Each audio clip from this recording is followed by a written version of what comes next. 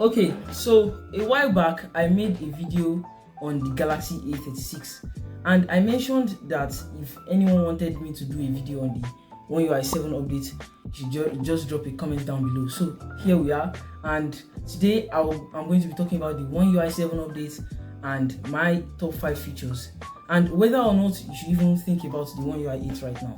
Let's get into it. Let's kick things off with number 5. I'm going to be ranking it from my least favorite to my top favorite. So we are going with the redesigned quick settings panel and app icons. Now, on the surface, this might look like a small change, but once you start using it, you appreciate how much cleaner it feels.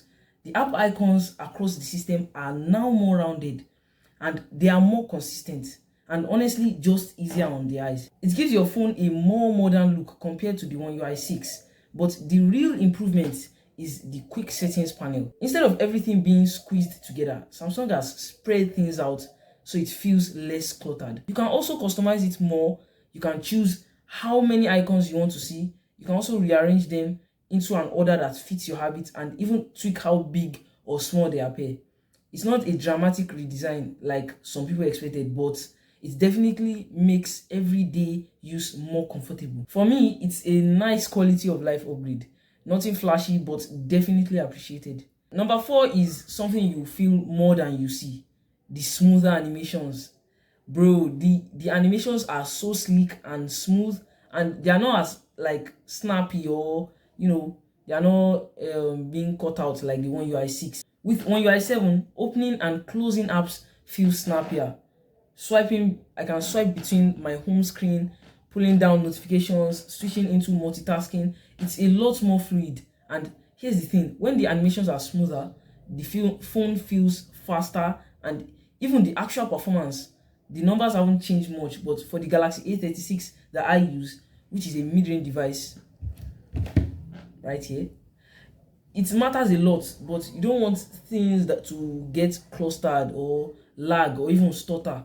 You're just trying to switch between apps, and while on your One UI 6 sometimes feels like the apps are heavy, so One UI 7 makes the A36 feel like it's running on a fresher engine.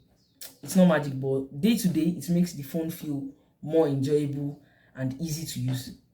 Next, we have the Revamped Camera App. Yes, everyone loves cameras, most especially on the One UI 7. Everything looks simpler.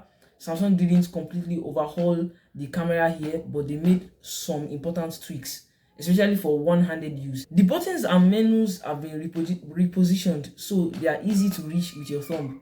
You can switch between modes like photo, video, and portrait. It is smoother and faster. The settings that used to be buried deep are now easier to get to, which saves time when you want to quickly adjust something before snapping a quick shot. On a phone like the Galaxy A36, where you might not have all the most advanced camera hardware, the software experience really matters, and those tweaks make taking the photos and videos feel less clunky and more natural, if you understand what I mean. Now, number 2, this is where things actually start to get interesting: the AI features on Galaxy A36. In the Gallery app, you will see smarter suggestions like automatically grouping similar photos or recommending quick edits to make your shots look better, just like that. One of my favorites is the updates in the modes and routines. Like, for example, now when I'm about to sleep, my phone automatically sets it to a battery saving option. Everything turns black and white. Just knows that I'm about to go to sleep and set an alarm for the next day. It feels like the phone is learning from you instead of you always having to set things up manually. And for a mid-range device, having this kind of intelligence is a big win. And finally, my most favorite feature of the One UI 7 update is the Now bar. Although on my phone specifically, the Now bar is positioned in a very weird position, probably because of the fingerprint down below.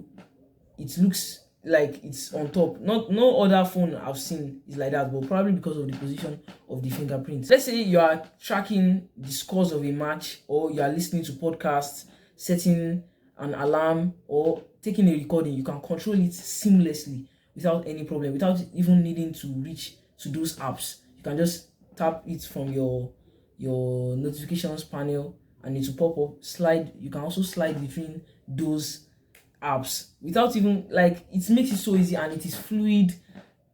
Samsung did a great job with this now, but it is my favorite feature because it makes multitasking so much easier. And lastly, if you should even care about the One UI 8. Now, I know some of you are probably asking, when is the One UI 8 coming out? Will my phone be able to receive the One UI 8? Should the Galaxy A36 users care like me? Honestly, not yet. Because right now, One UI 8 is in beta. Like, it's in the beta form. And for flagship phones like the S25 series, it's still being tested.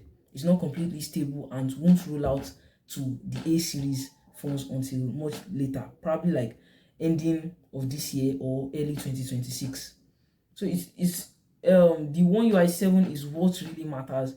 It is stable, it is packed with features, and it's the update you'll be using for the foreseeable future, like for a very long time.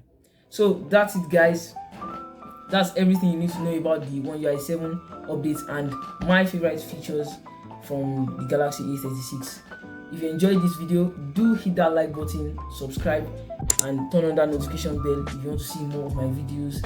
Thank you for watching, guys, and I will see you in the next one.